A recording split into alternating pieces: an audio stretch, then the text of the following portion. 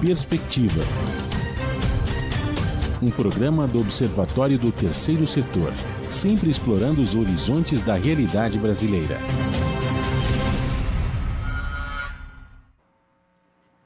Olá, eu sou Joel Scali e começa agora o Perspectiva. Boa tarde, Franco Valverde. Boa tarde, Joel. Boa tarde você também que está em sintonia aqui com Perspectiva na Rádio Brasil Atual. Hoje vamos falar de educação e tecnologia nas salas de aula. Recentemente, a Suécia recuou na digitalização de suas escolas, determinando uma volta aos livros de papel. Lotta Edrington, a ministra sueca da Educação, afirmou que estamos em risco de criar uma geração de analfabetos funcionais. No Brasil, na contramão deste movimento, começa a se espalhar por outros países, incentiva-se cada vez mais o uso das plataformas digitais na sala de aula. Para falar sobre o tema, nós vamos receber a Juliana Francini, que é coordenadora de projetos do Instituto Ser Mais. Ela é mestre em Psicologia Social pela PUC de São Paulo e educadora social. Olá, Juliana, seja muito bem-vinda ao nosso programa. Olá, obrigada pelo convite. E também nós vamos conversar com o Lucas Rocha, que é diretor de projetos da Fundação Lehman. Olá, Lucas, tudo bem? Boa tarde, tudo bom? Prazer estar aqui com vocês. Seja muito bem-vindo ao nosso programa. Mas antes de começar a nossa entrevista, o Franco Valverde traz o destaque da semana. Sim, Joel, nosso destaque desta semana é o seguinte: Manifesto do Instituto Liberta combate violência sexual com informação. Utilizando a educação como ferramenta de conscientização, o Manifesto do Instituto Liberta combate a violência sexual contra crianças e adolescentes. No Brasil, a maioria dos estupros registrados são contra crianças de até 13 anos, isto é, 61% do total dos casos, e cerca de 86% dos abusadores são familiares ou pessoas próximas da família. Joel, olha só. Esse estudo realizado pelo Instituto Liberta mostrou que 32% dos adultos entrevistados foram vítimas de alguma violência sexual antes dos 18 anos, o que dá cerca de 66 milhões de pessoas. Porém, somente 11% denunciaram e só 26% contaram para alguém. A proximidade, do abusador com a vítima com certeza impacta diretamente em não publicizar essa violência que ocorre no Brasil. De qualquer forma, precisamos quebrar esse tabu e incentivar para que as pessoas cada vez mais denunciem, esse grave crime. Só através da educação, da conscientização, é que nós vamos eliminar esse mal no país. De acordo com a pesquisa de Todos pela Educação, aproximadamente 55% dos professores brasileiros usam regularmente a tecnologia em sala de aula. A pesquisa aponta também que 34% dos professores participantes veem essa atitude que impacta de forma positiva na motivação dos estudantes, melhorando as suas habilidades cognitivas, é isso? Conectivas. Assim como a capacidade de buscarem informações. Muito bem. Juliana, dito isso, fica na dúvida, quem que está certo, o Brasil ou a Suécia? Olha, eu acho que Brasil e Suécia. Parece uma resposta meio em cima do muro, né? Ou nenhuma dos dois, temos uma terceira via aí. Bom, eu sou professora, apesar de ter assumido aí outras funções, na minha vida profissional, ter posição de gestão, mas eu me considero uma professora, Eu comecei a minha carreira como professora no ensino superior, hoje aqui no Instituto Ser Mais, que é uma organização sem fins lucrativos, que trabalha para a inclusão de jovens no mercado de trabalho, com qualificação profissional. É uma outra perspectiva de formação, mas, enfim, eu sou uma professora, É assim que eu me vejo, na minha identidade. E eu acho que isso varia muito de acordo com o nível de formação, com o tipo de formação que a gente está falando. Eu acho que não dá para a gente generalizar. Então, por exemplo, na universidade, espera-se que os alunos já tenham outro tipo de maturidade, para serem mais expostos às plataformas digitais, ao uso de tecnologia, diferente, por exemplo, quando a gente olha para as crianças, Então, nos primeiros anos de vida, ali principalmente na primeira infância, até os 3 anos de idade, quando a criança está ali formando a cognição, formando sua personalidade, os estudos são unânimes em dizer dos impactos negativos que a tecnologia, né, a exposição muito precoce ao mundo digital pode provocar, né, para a formação de sinapses mais complexas. E aí eu super concordo. Por exemplo, aqui no Instituto, a gente tem uma metodologia própria para a gente trabalhar o desenvolvimento de habilidades socioemocionais, né? Ajudar os jovens a pensar projeto de vida, projeto de carreira, projeto de futuro. E aí eu diria que as conexões, né, e nesse caso, para nós elas são muito, as conexões humanas elas são muito mais importantes do que propriamente o mundo digital, né, a tecnologia propriamente Na dita. verdade, na Então, formação de qualquer indivíduo, elas são fundamentais, né? sim, de qualquer indivíduo, né? Então, porque assim, principalmente aqui, né, a gente está trabalhando, ajudando o jovem a se autoconhecer, né, perceber sua identidade, apoiar o desenvolvimento da sua autoestima. Então, eu diria que nesse caso especificamente, né, para esse tipo de projeto que a gente faz, ou para esse momento que a gente tem com jovens nos projetos, a conexão ali ela é muito mais importante do que propriamente a mediação, né, do mundo digital ou tecnológica. Então, eu acho que isso varia muito, né? Eu acho que isso varia de acordo com a faixa etária, com o nível de formação, varia de acordo com o grau de maturidade do aluno em sala. Então, mas eu acho que é super importante a gente reconhecer que a gente tem muitos estudos que vêm sendo produzidos e mostrando que, de fato, o mundo digital avança muito, mas o nosso cérebro ele tem uma perspectiva muito mais analógica do que propriamente digital. É verdade.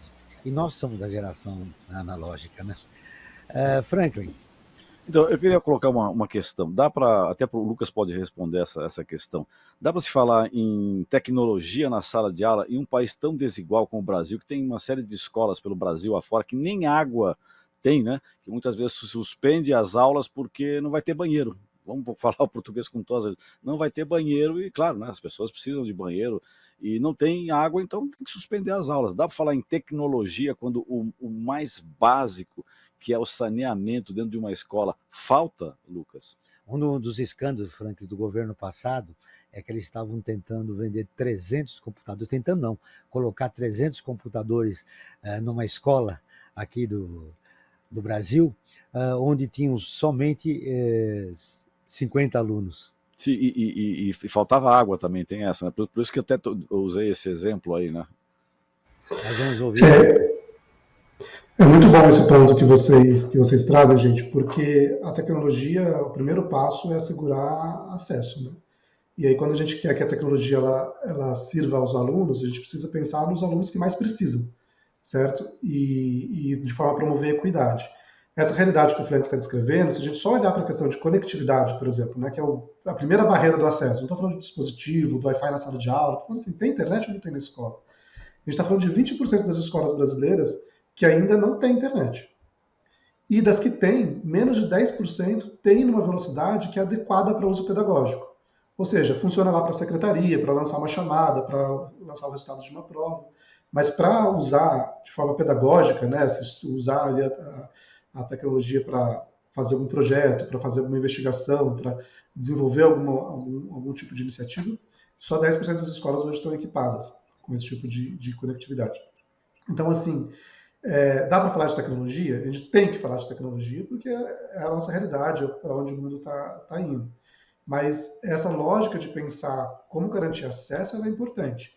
E hoje o Brasil, diferente de alguns anos atrás, tem condições de fazer isso, né? Então, recursos, por exemplo, como o do Fundo de Universalização do Sistema de Telecomunicações, o próprio leilão do 5G que a gente acompanhou na telefonia móvel, eles trazem como contrapartida parte do investimento para ampliar a conectividade de escolas e o acesso a escolas à internet. E esse recurso hoje ele precisa ser aplicado.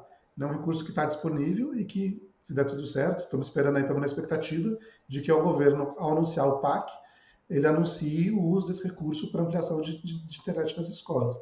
Então, sim, a gente precisa olhar da lente da equidade.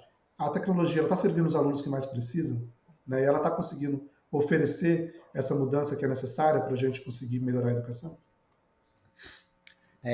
A Juliana colocou uma questão da generalização, né? Não é possível fazer a generalização. Mas acho que nosso foco no programa de hoje é a infância e o ensino básico, né? O ensino básico.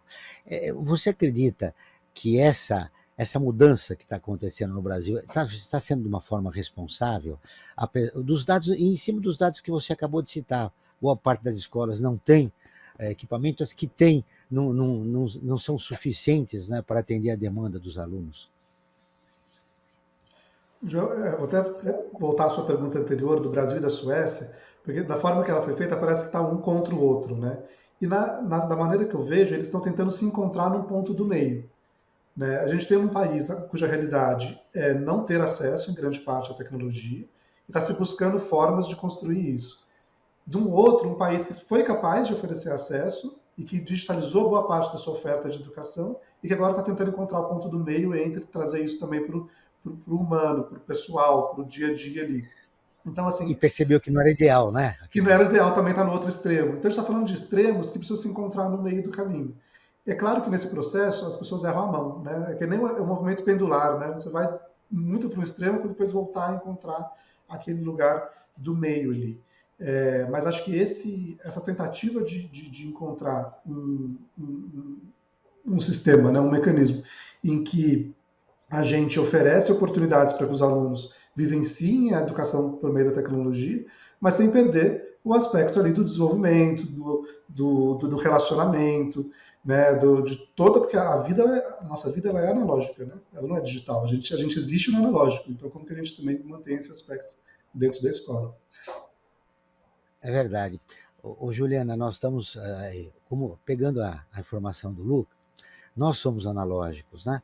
Mas a gente foi surpreendido, estamos na era digital. Então, a era digital trouxe algumas novidades importantes e nós acabamos nos adaptando a essa maneira. E aí estamos percebendo também que essa era digital traz algumas dificuldades na formação das crianças e dos adolescentes.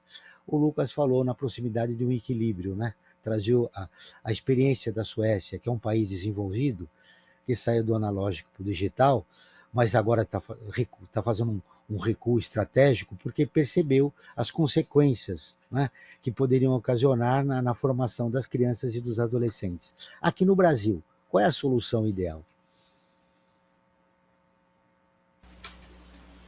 Olha, quando a gente olha, é difícil, né? A questão do equilíbrio, realmente, acho que assim, é a grande discussão quando a gente pensa a questão do acesso, né, a tecnologia cada vez mais, né, precocemente para as crianças.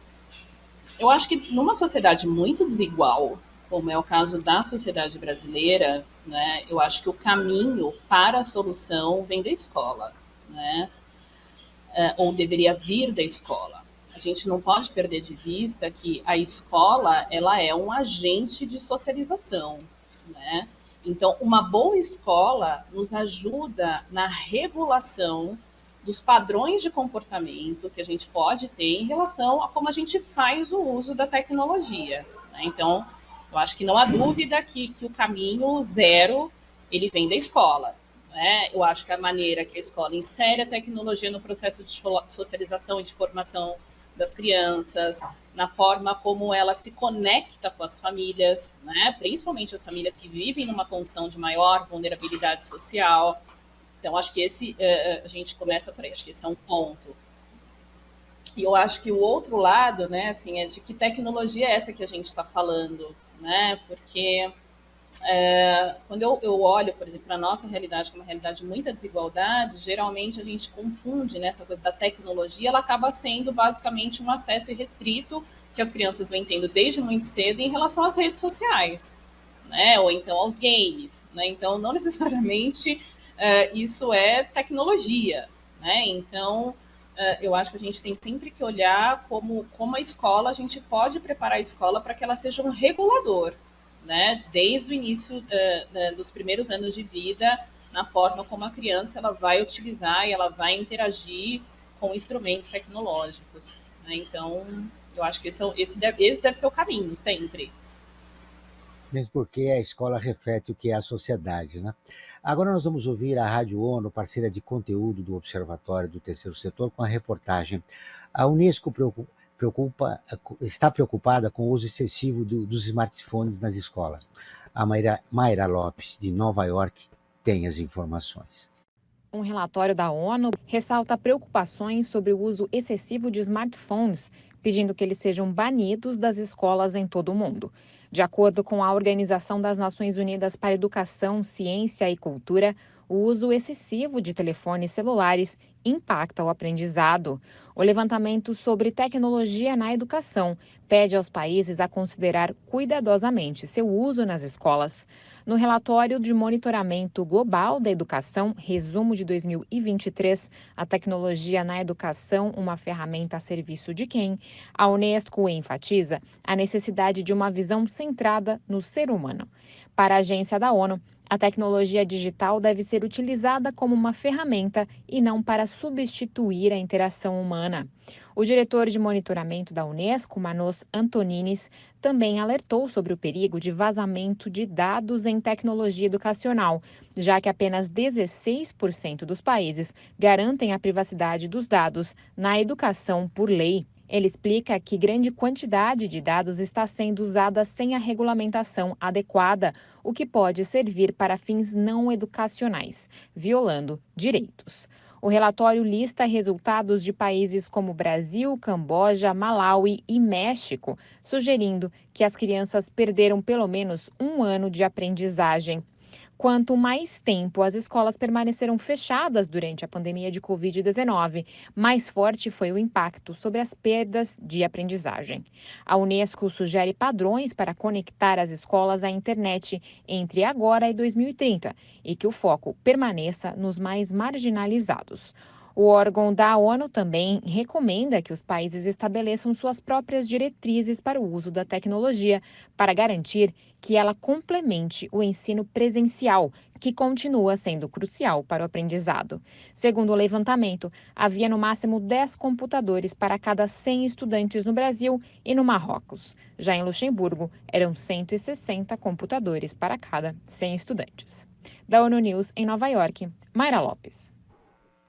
Continuamos com Perspectiva, um programa do Observatório do Terceiro Setor. Eu quero repercutir essa reportagem que veio de Nova York, da Mayra Lopes, com os nossos dois convidados rapidamente, depois para a gente passar para as enquetes, Franklin.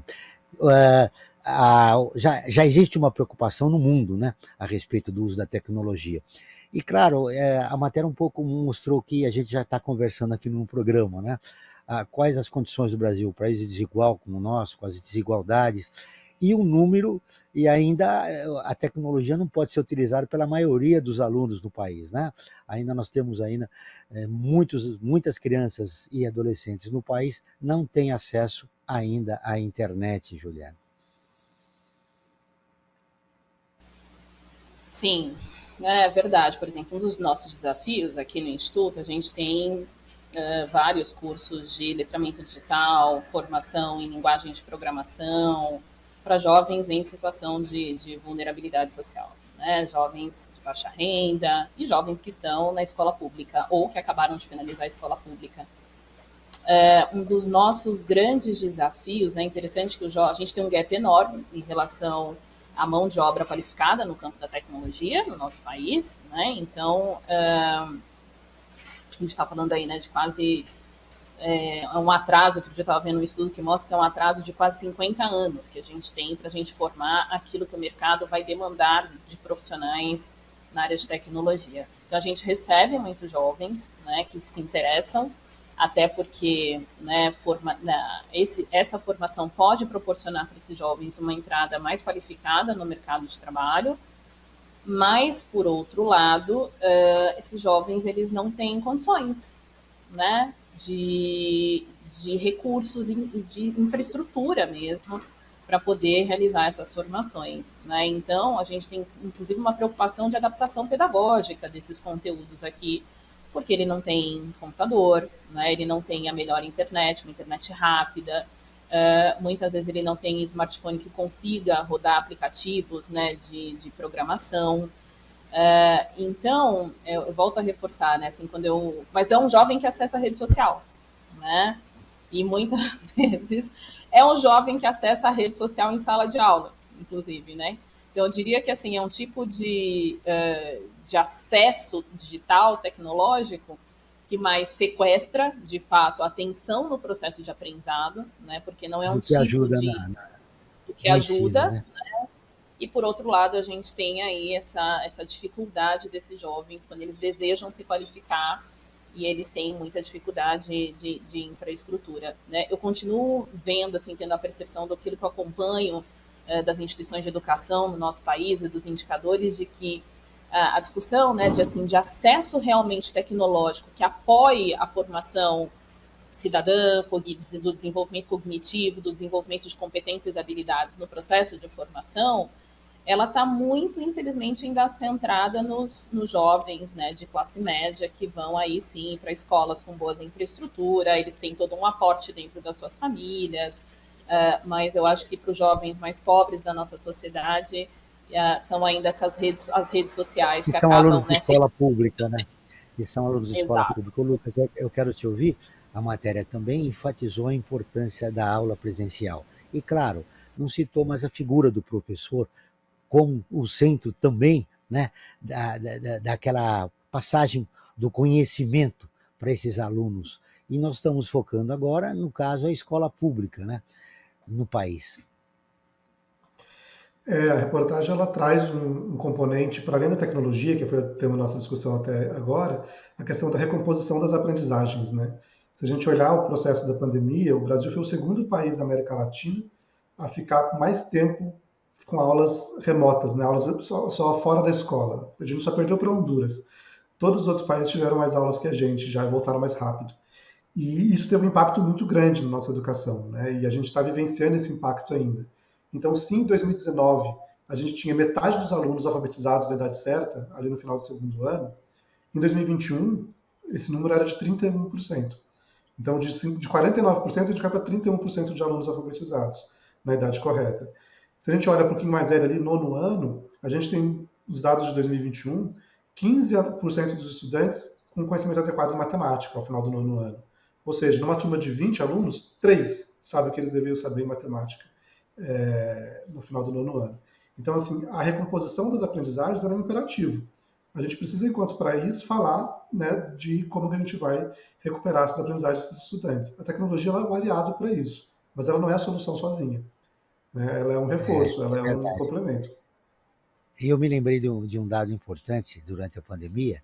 9 milhões, né, de crianças e adolescentes ficaram sem acesso à escola porque não teve aulas presenciais e eles perderam porque simplesmente não tinham equipamento em casa para acompanhar as aulas que eram transmitidas, né?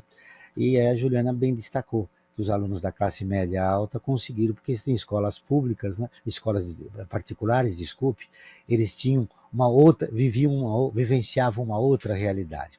Agora nós vamos para a enquete, nossa enquete que a gente apresenta em todos os programas, né? Essa enquete é uma consulta que a gente faz aos nossos seguidores a respeito do tema do programa, Frank. É verdade, Joel. E só para acrescentando que, como você bem disse, é uma enquete, não é uma pesquisa, ou seja, não tem base científica e que serve para a gente ter, digamos assim, saber a temperatura de acordo com o tema, né? A temperatura, assim, claro, é uma metáfora que eu estou usando, né? De como que as pessoas estão pensando a respeito do tema abordado no nosso programa aqui na Rádio Brasil Atual. E a enquete que nós fizemos para o programa de hoje, nós fizemos a seguinte questão: você é favorável ao uso de celulares em sala de aula?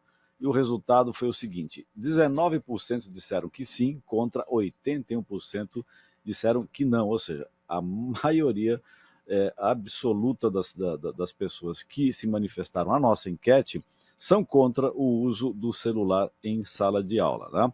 E além de fazer essa enquete, a gente abre um espaço para que os seguidores e seguidoras se manifestem, façam perguntas, né, através daquela caixinha do Instagram, né, que é onde nós fazemos a nossa enquete, né, se manifeste a respeito de fazendo as suas questões, seus questionamentos. E hoje nós recebemos aqui, selecionamos duas questões, uma da Marta Pagotto e outra do Hamilton, que a gente agradece antecipadamente a colaboração tanto da Marta como do Hamilton. E a primeira questão que eu quero colocar, que é uma questão feita pelo Hamilton, vou direcionar para Juliana, que o Hamilton faz a seguinte questão, Juliana: existe um meio de conciliar o uso de celulares em sala de aula? Que é aquilo lá, o celular pode ser positivo, né, também, né, desde que você saiba como utilizá-lo em sala de aula, né? até posso fazer um pequeno depoimento, se o João me permitir aqui, Claro. como professor, né, que também exerço a função como professor, eu tinha esse problema, todo mundo no celular, todo mundo mais interessado no celular do que na sala de aula, nível universitário, diga-se de passagem, né, quando já deveria ter uma outra consciência. E aí eu vi que não tinha muita forma de tentar brigar contra isso. O que eu fiz? Eu botei o conteúdo da sala de aula no celular, né? E aí os textos iam pelo celular, eu começava a cobrar através do celular. Vamos lá, então o que você tem aí? Leia um trecho do negócio. Não, está no celular, coloquei no grupo, vamos lá. E aí você consegue, digamos assim, né, fazer com que o celular... Essa é uma forma, né? Mas, digamos, isso para nível universitário. Isso é possível também fazer no ensino básico, Juliana? O depoimento do Frank, Juliana, é interessante, né? Como fica a didática, né? Do professor com essa ferramenta, né? Que é importante, mas às vezes é utilizada de uma maneira equivocada, né? É verdade. Bom, acho que a questão assim do uso do celular, né, se existe um meio termo para isso, né? Primeiro ele precisa estar conectado a uma metodologia, a um método, né, a um projeto pedagógico na formação do aluno. Então acho que esse é um ponto. Para as crianças não, né? Eu acho que assim aquilo que a gente tem visto, né, São públicos principalmente distintos, né? início, sim, início da segunda infância, né? A criança ela precisa desenvolver algumas competências, né, para a integralidade do seu processo de socialização, né? Então, por exemplo, ela precisa desenvolver cognição. Você não desenvolve cognição, ela é um processo, ela precisa desenvolver o campo abstrato. Por isso que para a criança é importante fantasiar, contar histórias, cantar música, não é? Até para aprender matemática lá na frente, né? Porque isso é aumentar a capacidade do campo abstrativo do cérebro. E criança precisa melhorar o seu desenvolvimento motor, né? Desenvolvimento motor fino. Então, ali até os 7, 8 anos de idade, a criança ainda está, até os 7 anos, ela tem impactos ainda no desenvolvimento da marcha, do andar, né? Então, por exemplo, nas escolas, né? Quanto mais elas têm a oportunidade de estarem ao ar livre, né? De fazerem atividades que melhoram, que refinam o desenvolvimento motor dela, né? Manual, por isso que a criança faz muita atividade manual, por isso que a criança brinca, precisa correr, não é? Brinca de amarelinha na escola, enfim, seja qualquer outro tipo de semelhança, para ela ir refinando esse desenvolvimento motor fino. Então, não, né? A gente, de fato, a gente não tem, assim, eu desconheço estudos que indicam, né, na primeira infância, início, até a metade da segunda infância, o uso de dispositivos móveis, né, ou excesso de estimulação em relação a dispositivos digitais na formação das crianças. Eu acho que quando a gente está falando aí dos adolescentes, né, quando a gente está falando aí dos jovens no ensino médio, acho que eles podem ter um ganho, né, à medida que outras competências lá atrás na infância foram sendo desenvolvidas, né? Então, se a gente apoiou lá na escola, né, essa criança desenvolver concentração, desenvolver abstração, né? Se a gente tornou o processo de formar uma descoberta, né, que empolgue essa criança, muito provavelmente talvez ela use com mais maturidade ali quando chegar a adolescência. Eu acho que é super legal, super importante, né? Você tem plataformas digitais que ajudam a complementar a formação em várias áreas. As escolas têm usado muito, mas eu acho que a gente não tem ganhos, né? Eu pelo menos desconheço ali no início da vida, na primeira infância, ganhos para a criança no uso de dispositivos móveis, celular. Correto. E outra questão que nós temos aqui, que foi enviada pela Marta Pagotto, que eu vou encaminhar ao Lucas para ele responder, é até uma questãozinha que está muito em voga hoje em dia, mas vamos ver o que o Lucas responde. A Marta pergunta o seguinte: quando a inteligência artificial substituirá o professor? Ora, será que vai substituir? Eu espero que não, mas enfim, né? Essa é a pergunta que a Marta Pagotto colocou. Essa preocupação agora com a forma como está ganhando, o espaço que está se ganhando a inteligência artificial no nosso dia a dia, no nosso cotidiano, né? Cria essa questão. Até com o ChatGPT, por exemplo, né? Porque é uma questão que é colocada também para a sala de aula, né? O aluno tem que fazer um trabalho, aí ele joga no ChatGPT e o trabalho está pronto, né? digamos assim. Então, quer dizer, a inteligência artificial já está, digamos aí, já estava antes, né, do ChatGPT, né, porque tinha o famoso Ctrl+C, Ctrl+V, mas era fácil a gente detectar essa cópia pura e simples, como acontecia antes, né? Com o ChatGPT já causa uma certa dificuldade, porque o texto é reelaborado pela máquina, né? Então você tem uma autoria, digamos assim, né? Porque antes quer dizer, era uma não identificável, né? Tem essa, não é identificável, facilmente identificável, quando antes era mais possível. Você acha que tem tempo de validade do professor vai ficar também sendo substituído pela inteligência artificial, como a Marta pergunta, Lucas? Ô, Lucas, como é que você vai responder essa provocação? Marta, essa é uma ótima pergunta. Pelo tudo que a gente tem acompanhado e observado, a inteligência artificial ela tem adotado principalmente um lugar de assistente das profissões, né? Então, as aplicações que a gente tem visto, principalmente com AI, né, com inteligência artificial, ela é de um professor assistente. Então, por exemplo, o professor tentando planejar, eu mesmo utilizei recentemente uma com o seguinte contexto, né? Assim, poxa, inteligência artificial, me ajuda a planejar uma aula sobre números imaginários do primeiro ano do ensino médio. E aí ela fez uma sugestão. Falou assim, olha, você pode pensar uma aula que comece com esse exercício e aborde esses contextos, e aí você pode checar o entendimento do aluno a partir dessas atividades. Eu falei, poxa, mas eu queria uma coisa mais próxima do meu contexto, no Brasil, uma aula para alunos brasileiros, tal. E ela respondeu, poxa, pensa na ponte da Estaiada, de São Paulo, essa ponte foi construída a partir desses cálculos que usa esses tipos de número imaginário que você está querendo ensinar. E aí trouxe os exercícios a partir daqui. Então, assim, não substituiu o professor. Eu, como professor, estou ali ainda. Eu sou responsável pela aula, pelo objeto de aprendizagem, por checar a aprendizagem dos meus estudantes. Mas eu tenho um assistente que está me ajudando a planejar bem essa aula e a refinar, né? E até ganhar tempo, porque planejar a aula é uma coisa que dá trabalho, né? Você precisa passar bastante tempo ali. Então, eu sei que é assustador, eu sei que a gente, né, assiste um monte de filme de ficção científica e parece que as máquinas vão dominar tudo, mas o caminho que a gente tem visto é muito mais de um assistente de luxo do que de alguém substituindo, né? A mesma coisa para a programação, né? Quem acompanha o mundo da programação, você vê os programadores usando muito a inteligência artificial para melhorar o seu código, para evitar erros, mas não um cenário de substituição ainda, né?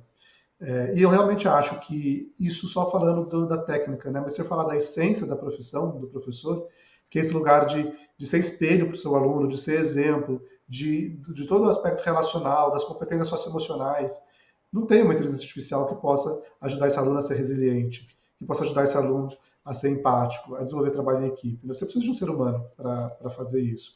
Então, eu acho que a gente está muito longe disso ainda e pode olhar para a inteligência artificial mais como um aliado, um assistente de luxo no nosso dia a dia. Perfeito. Eu acho que a sua resposta foi muito boa, né? Porque até ela dá um certo alento aos professores, né?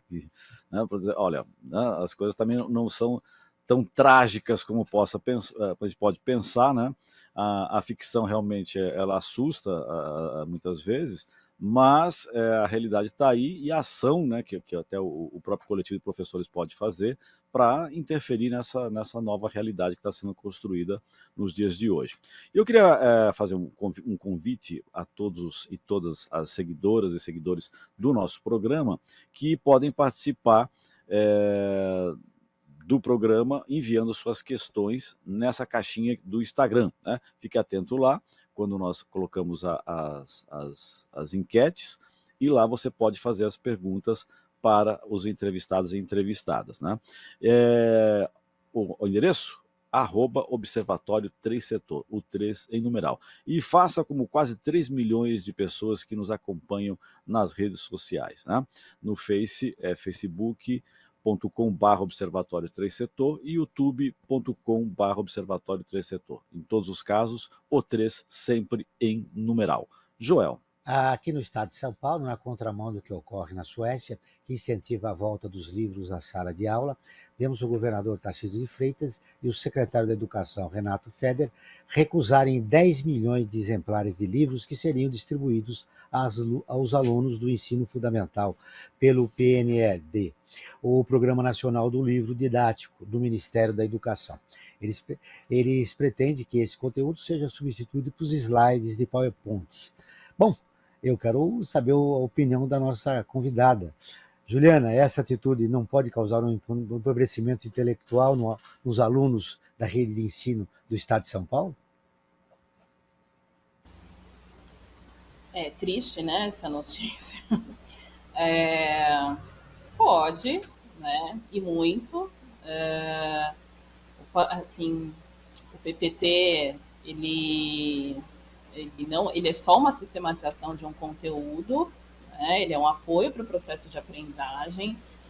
Então, não se substitui a leitura, o livro, né, o material didático, enfim.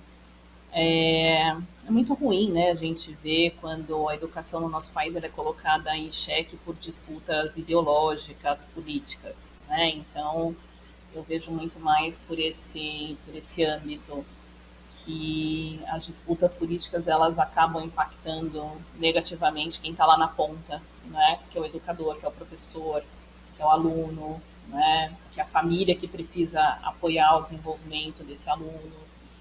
Então, é muito triste, né, a gente saber que a gente ainda está nesse nível relacional quando a gente pensa questão de educação no nosso país. Lucas, há também uma crítica que tem sido feita por alguns educadores que essa recusa visa fundamentalmente combater o espírito crítico do alunado, né? Então fica a questão, será que isso é uma atitude do governo, do Estado, que poderíamos dizer que é meio negacionista, né? Até que, né, que é uma coisa que foi muito dita nos últimos 4 anos, né? Um governo negacionista que nós tínhamos, e o atual governador aqui foi ministro do governo anterior, né? Isso iria mais ou menos por esse caminho de meio negacionista, digamos assim. Então, tá certo que é um pouco de exagero, mas, enfim, são críticas que a gente tem acompanhado nas redes sociais, né? As pessoas, né, fazem essas críticas com relação a essa atitude do governo do Estado dessa recusa de receber os livros do PNLD.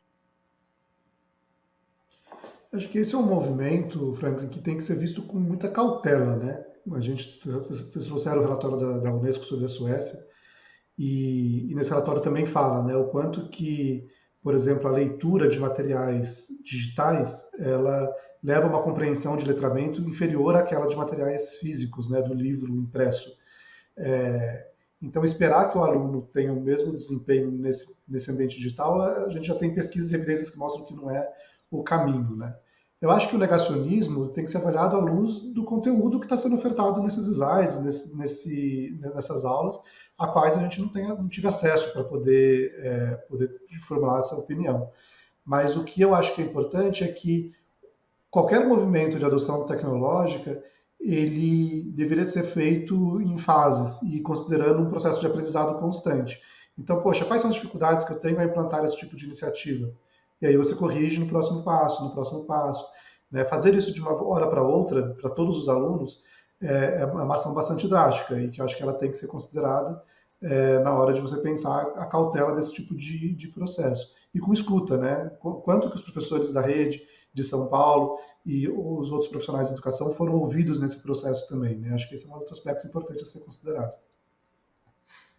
Você está acompanhando Perspectiva, um programa do Observatório do Terceiro Setor, que leva a você tudo sobre as organizações e informações do terceiro setor. Para acompanhar o nosso trabalho, basta acessar o nosso portal observatório3setor.org.br. Lembrando que o 3 é em numeral. Agora nós vamos para o destaque do portal do Observatório do Terceiro Setor, Franklin. Sim, o destaque é: jogo de tabuleiro ensina sobre os direitos de acesso à cidade. O Fórum Nacional de Reforma Urbana lançou o Jogo da Vida Real, que ensina as pessoas sobre o direito à cidade de maneira lúdica e conectada, e também relacionando aos direitos humanos. É só baixar no site do Fórum, imprimir e começar a jogar. O cenário do jogo é uma cidade dividida em 2 bairros, um com mais recursos e outro com menos, refletindo as desigualdades e oportunidades no contexto brasileiro. Ele é similar àquele jogo já conhecido, Banco Imobiliário, mas ao invés de acumular dinheiro e propriedades, os jogadores devem alcançar direitos como moradia digna e saneamento básico. Isso é fundamental, um belo jogo aí que faz as pessoas, né, estarem conscientes do mundo em que nós estamos vivendo. E agora vamos para o nosso momento musical aqui no Perspectiva. Dedicas de Partido Alto High-Tech, aqui de vinil, Martinho da Vila e Bill Gates. E de vinil, quando é que tu vai gravar CD? Que de vinil, quando é que tu vai gravar CD? Diz aí! Que de vinil, quando é que tu vai gravar CD? Que de vinil, quando é que tu vai gravar CD? Nós ouvimos com Zé Cabaleiro, Kid Vinil, né? A música foi feita em homenagem ao Kid Vinil, músico que morreu em 2017, aos 62 anos, né? Vítima de parada cardíaca. E até, Joel, até um comentário, eu trabalhei rapidamente com vinil, na Rádio Brasil 2000, na falecida Rádio Brasil 2000. Ele era uma pessoa bastante doce, uma pessoa bastante agradável de se conversar, e infelizmente em 17 o ataque aí acabou levando ele. E essa música do Zé Cabaleiro faz essa coisa do vinil, que naquela época, né, e alguns anos anteriores aí também, era uma coisa meio jurássica, meio esquecida, e agora está sendo recuperado até como um objeto de culto, né? O vinil hoje é cult. Então eu queria colocar, fazendo esse paralelo, essa comparação, né, com o vinil, para a Juliana e para o Lucas, se na educação também teve algumas coisas antigas que eram consideradas jurássicas, poderiam ser recuperadas, né, dentro da educação. E eu lembrei até de uma questão que eu acho que é importante, a valorização do papel do professor, que de uns tempos para cá ficou meio que jurássica, vamos colocar entre aspas aí para não ferir suscetibilidades de ninguém. Mas não deveria voltar essa valorização do professor ou outras práticas, digamos, na educação que ficaram meio esquecidas, assim como o vinil estava esquecido e agora ele volta à cena e está sendo bastante valorizado? Juliana. Olha, eu acho, em vinil, eu estou ouvindo vocês falando do vinil, né? Eu tenho um filho de 2 anos, vai fazer 2 anos agora, às vezes eu fico pensando se ele vai saber o que é isso um dia. Acho que ele vai ver, ele vai ver como uma coisa tão que a mamãe vai contar, né? Falar assim, olha, então, filho, tinha vinil, então, o curioso, Juliana, o curioso é que está sendo recuperado, né? Hoje tem, digamos, ele está sendo, muitas pessoas estão voltando ao vinil, os tocas vinis, né? As vitrolinhas, né? Como a gente chamava, estão voltando ao comércio, e tem até feiras dos antigos e com os novas prensagens de músicas, né? Então, por isso que eu fiz esse paralelo, né? Da mesma forma que o vinil, que já era uma coisa que todo mundo achava que não estava esquecida, está voltando. Tem alguma coisa na educação assim que estava esquecida, que merece voltar à tona, né? Eu lembrei da valorização do professor, né? Olha, eu acho que o que merece voltar à tona é a formação, principalmente do pedagogo. Eu acho que a valorização da formação presencial, né? Eu acho que no ensino superior, enfim, a gente tem hoje uma aprovação, né? Os cursos presenciais, eles podem ter até 40% da sua carga horária aí em formato remoto, síncrono e assíncrono, né? Mas quando a gente está pensando, né, um profissional que vai lidar ali com o desenvolvimento humano, né, numa das fases mais importantes da vida, né, eu acho que a formação presencial ela tem o seu valor, né, para os educadores. Então eu acho que assegurar mais horas presenciais, né, para os educadores, eu acho que é um pouco a ideia do voltar do vinil. Seria uma volta bem. Seria o vinil da educação, né? E seria, Lucas, como é que você vê essa questão? Muito bem escolhida aí, parabéns. Agora sim, doutor. Não, a música foi muito bem escolhida e parabéns pela produção aí da rádio. Me lembrou de uma história, Franklin, que é a seguinte: quando os irmãos Lumière, lá da França, descobriram o cinema, né? E vocês são comunicadores, conhecem a história muito melhor do que eu. Eles posicionaram a câmera de modo a tirar várias fotos em sequência e você tem ali uma sensação de um filme, né? Vocês sabem que demorou 7 anos para alguém movimentar a câmera durante esse processo e tentar aproximar ou afastar ela de alguém? Que é o zoom, né? Hoje, você afastar ou aproximar a lente, a imagem de alguém, é o zoom. Demorou 7 anos entre a invenção da tecnologia que permite a imagem dinâmica, né, o cinema, a a movimentar a câmera. Durante 7 anos, a câmera ficou parada e se gravou filmes com a câmera parada. O que eu estou falando nessa história é porque eu acho que na educação a gente precisa ainda inventar um zoom da tecnologia na educação. A gente usa a tecnologia para fazer o que a gente já fazia, uma aula expositiva, né, uma aula não necessariamente engajante para os alunos, e a gente pode inventar esse zoom, tipo, qual que é o outro jeito de usar a tecnologia que vai despertar uma aula mais ativa, mais interessante, mais significativa, mais profunda para o aluno, né, que vai permitir com que ele experimente autoria, experimente descoberta, exploração, curiosidade.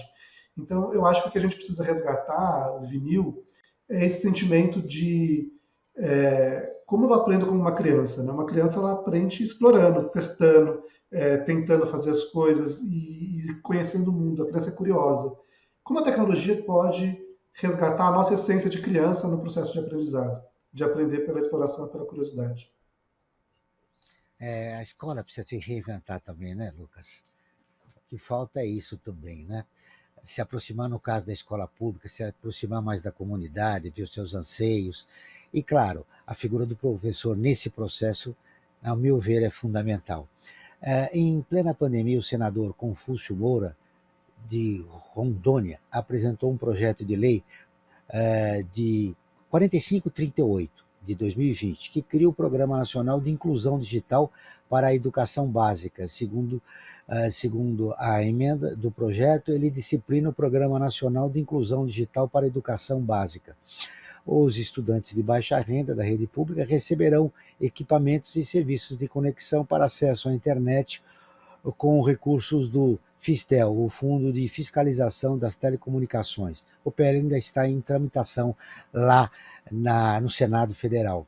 Bom, eu não sei se nossos convidados já conhecem essa iniciativa do senador, mas eu queria um breve comentário de cada um de vocês a respeito. Você conhecia, Juliana, essa iniciativa? Sim, conheci a iniciativa. Acho que isso veio muito da época da pandemia, né? Que, enfim, que os estudantes não tinham acesso, né? Então, assim, a gente está falando de uma realidade de crianças e de adolescentes que passaram 2 anos, às vezes, sem estudar, né? Sem assistir aula, sem ir para a escola. A gente precisa avançar muito, né? No acesso a internet de qualidade, a equipamentos, né? Eles são recursos importantes para o processo de formação, não dá para a gente negar isso, e a gente está muito longe de ter isso suprido, seja pelo ambiente familiar ou dentro do ambiente escolar, né? Então, acho que a gente ainda está anos-luzes, né, de conseguir alcançar esse. E essa iniciativa, avanço. você acha que pode dar um start para começarmos a resolver o problema da inclusão digital no ensino básico? Eu não acho que ela resolve o problema da inclusão digital, né? Eu acho que ela resolve uma questão que é do acesso a equipamento à internet, né? Eu acho que esse é um ponto. O que a gente faz com o equipamento com a internet é uma outra questão, né? Isso passa por uma questão de projeto pedagógico na formação. Mas eu acho que ela começa a olhar para uma questão da escassez, de ausência de equipamento, de infraestrutura, de dispositivo de internet para os estudantes no nosso país. Quero ouvir a opinião do Lucas. Lucas, como você vê essa iniciativa? Pegando carona aí com a Juliana, eu acho que o que a gente tem hoje no Brasil, que a gente não tinha no passado, é uma série de recursos e fontes de recursos para melhorar o acesso à educação e tecnologia no Brasil. Agora, essas coisas não estão conversando entre si, né? É quase uma colcha de retalhos e alguém precisa pegar e amarrar esses retalhos todos em uma colcha, e é algo que vai, de fato, fazer sentido. Porque a gente tem recurso, por exemplo, para ampliar a infraestrutura de fibra ótica para regiões em que não tem acesso à fibra ótica e internet de alta velocidade. A gente tem recursos para conectar via satélite áreas remotas da Amazônia ou escolas rurais. A gente tem recursos para compra de computadores e Wi-Fi. Mas não existe uma política hoje integrando esses recursos de maneira a fazer com que eles se complementem e dialoguem entre si. Acho que o principal aqui pela primeira vez a gente tem esses recursos disponíveis, existir uma política que intencionalmente complemente e faça com que eles conversem entre si, para a gente conseguir resolver isso. Faz o contrário, a gente vai ficar nesse voo de galinha, né? Melhora aqui alguma coisa, depois perde de volta, funciona ali, depois perde de volta, e sem conseguir fazer isso de forma integrada. Nós estamos caminhando para o final do programa. Eu queria a opinião dos nossos dois convidados a respeito. Bom, numa síntese do que se discutiu hoje aqui, o que mais importante você gostaria de deixar registrado, Lucas? Eu acho que é o começo da nossa conversa, Joel. Eu acho que tem a ver com não adotar nenhum dos discursos extremos de que a tecnologia ela não funciona para a educação ou de que ela é a principal solução. Né? Eu acho que não é nenhuma coisa nem outra. A gente precisa encontrar o equilíbrio entre Brasil e Suécia aí, num lugar em que a gente usa a tecnologia para aquilo que ela pode ajudar mais e tira ela do que ela está distraindo e atrapalhando nossos estudantes e nossos professores. Né? Eu acho que a busca desse ponto de equilíbrio, esse caminho do meio, é o que eu queria que a gente ficasse mais em mente, que não é puxando por nenhum dos extremos que a gente vai chegar lá. Através do equilíbrio a gente pode resolver esse problema. Eu quero ouvir o Frank, né? Seu destaque final, Frank, já que você é professor e colocou muito bem a respeito da sua experiência em sala de aula. Não, é verdade, eu acho que essa questão, o importante é o equilíbrio, né? E claro, quando vem alguma coisa nova, sempre há um certo temor do novo, né? Como já diria o Caetano Veloso, né? Tudo novo causa uma certa estranheza. E até uma coisa curiosa, o Lucas falou da questão do cinema, né, o Joel, e até lembrando a questão histórica, né, acho que uma pequena ilustração, acho que a gente tem o tempo ainda, né, essa coisa do cinema, esses primeiros filmes do Lumière, um que era da Gare, né, ou seja, a estação de trem, chegando o trem, e as pessoas quando assistiam no cinema ficavam apavoradas, porque achavam que o trem ia invadir a sala e atropelar todo mundo, né, que estava lá. Quando foi passar aqui em São Paulo, já é a primeira vez, alertaram, olha, vai vir aqui um trem e tal, mas é uma imagem que não vai acontecer nada. E avisava isso para as pessoas, mas não adiantou nada. As pessoas, quando começavam a ver o trem se aproximar e crescer cada vez na tela, saíam desabalar da carreira, caindo na sala e tal. Então, que às vezes é um pouco disso, né? As pessoas têm que estar um pouco mais abertas para as mudanças e ter o equilíbrio, né? Nem tanto ao céu, nem tanto à terra, né? Vamos equilibrar isso, que eu acho que tem a ganhar a educação e principalmente o alunado. Você sabe, Frank, você está falando dessa experiência, né, do trem. Eu me lembro, no início da década do século passado, aconteceu um incidente dentro de um cinema que ficava ali no começo da Zona Leste, nesta avenida, né, que corta a zona, e morreram muitas pessoas, porque o fogo que estava passando na tela alguém gritou fogo e morreram pessoas pisoteadas, exatamente porque não estavam acostumadas com essa questão da imagem, e isso já causou grandes danos, inclusive mortes, né, das pessoas que vinham no cinema uma possibilidade, né, de acontecer na vida real. Eu queria ouvir a Juliana. Juliana, você, o Ser Mais, claro, desenvolve projetos, estudos. Antes de te perguntar o que de mais importante você gostaria de registrar no final do nosso programa, eu queria que você contasse um pouquinho da tua experiência, né? Você falou de um filho de 2 anos que você tem, e aí você falou, quando eu contar para ele do vinil, ele vai ser jurássico. Né? Mas essa sua experiência toda, gravitando do analógico para o digital, que impacto teve isso?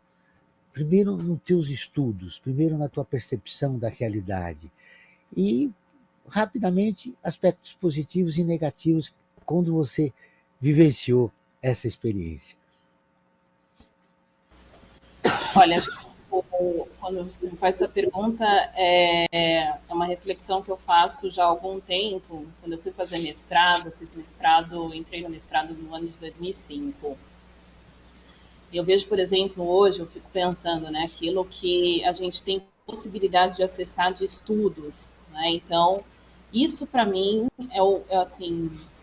foi o que mudou minha vida, né? Então, hoje a gente tem a possibilidade de saber o que vem sendo produzido em qualquer lugar do mundo, em termos de pesquisas, de tendências de pesquisas, de descobertas científicas, de uma forma muito simples, né? Então, eu acho que, se eu fico pensando, né, penso, nossa, como seria a minha pesquisa, né, alguns anos atrás, se eu tivesse essa possibilidade, né, de acessar os artigos científicos, enfim. Então, acho que isso é um impacto positivo da tecnologia, né? Então, às vezes eu falava muito em sala para os meus alunos, né? Assim, olha, descobriram tal coisa em Harvard, tem outra descoberta que fizeram em Yale, né? A Universidade de Oxford descobriu tal coisa, então vamos lá, vamos pesquisar, vamos achar, né? E eles também traziam, né? Então eu acho que isso é um ganho positivo, né? Eu acho que essa possibilidade da gente se conectar, né, uma comunidade pensante, pulsante, curiosa, eu acho que a tecnologia trouxe esse ganho que eu acho que é um dos maiores que a gente tem, né, e é o que faz com que as nossas cabeças elas se abram, né, para novas tendências, para novas possibilidades. Eu acho que o meu grande sonho, o nosso sonho aqui no Instituto Ser Mais, inclusive, é que os jovens de escola pública possam também se deslumbrarem com a possibilidade que a gente tem de descobrir eventos novos, coisas novas, a partir dessa facilidade que a tecnologia nos trouxe. Ô Lucas, nós estamos conectados com o mundo através da internet. E como fica a nossa humanidade? Ela consegue também se expressar ou nós estamos sendo suplantados pela tecnologia? Essa aqui é uma reflexão de muitas horas, Joel. Acho que a gente... Sintetiza em 30 segundos que tem que encerrar. 30 segundos. Poxa vida, pega a pergunta mais longa e mais difícil para o final, né? Mas eu acho que a internet, ela bota a flor da pele muito de quem a gente pode ou quer ser, assim, né? E eu acho que cabe a gente a aprender a também viver nesse ambiente, né? Acho que a professora Juliana trouxe a questão das redes sociais, né, para a discussão. Aconteceu tão rápido, a gente sequer aprendeu a lidar com as redes sociais ainda. E faz parte da escola ensinar a gente a lidar com as redes sociais. Então, como que eu vou fazer isso numa escola que proíbe o celular? A escola tem que conseguir, na idade certa, né, professora, mas na idade certa, acolher esses alunos e ensiná-los, né, a como que eu consigo participar dessa comunidade sem me expor, como eu consigo participar dessa comunidade sem me deixar influenciado do ponto de vista de ansiedade, de depressão, que acaba sendo um gerador, né? Muitas vezes o adolescente está ali vendo a rede social e sentindo que aquilo não é para ele, que aquilo não faz parte dele, que o mundo dele não é tão assim, e não entendendo que aquilo é uma vitrine, né? Não necessariamente é a realidade daquela outra pessoa. Então, eu acho que é possível, Joel, mas a gente já precisa aprender a fazer isso. Muito bem, como o Lucas classificou da pergunta mais difícil, eu também tenho que estender para você, Juliana. Como fica a nossa humanidade nesse universo digital? 30 segundos para você. Olha, eu vejo aquilo que eu falei, né? Eu vejo muitos ganhos. Tecnologia, o mundo digital trouxe muitos ganhos, mas acho que ela também deixou a sociedade mais doente, né? Hoje as doenças que mais afetam os indivíduos são doenças de cunho emocional, os transtornos afetivos, né? Os transtornos de ansiedade. A gente aqui no Instituto trabalha com jovens, isso é uma coisa que me impressiona muito, né? Ver cada vez mais precocemente jovens desenvolvendo transtornos psicóticos graves, transtornos de ansiedade, transtornos de depressão, né, tendo que fazer cada vez mais precocemente uso de medicação para controlar as suas próprias emoções, né? Então, eu acho que isso é um aprendizado que a gente ainda precisa desenvolver, né, para que a gente não fique refém das redes sociais, né, de uma vida que, na maioria das vezes, não é a vida real. Esse que é o grande desafio do ser humano, não ficar refém da tecnologia. O Perspectiva está terminando. Eu agradeço as participações de Juliana Francini, coordenadora de projetos do Instituto Ser Mais. Ela é mestre em Psicologia Social pela PUC de São Paulo e educadora social. O Lucas Rocha, diretor de projetos da Fundação Lema. Muito obrigado a todos que nos acompanharam. Esse programa foi produzido pela equipe do Observatório do Terceiro Setor.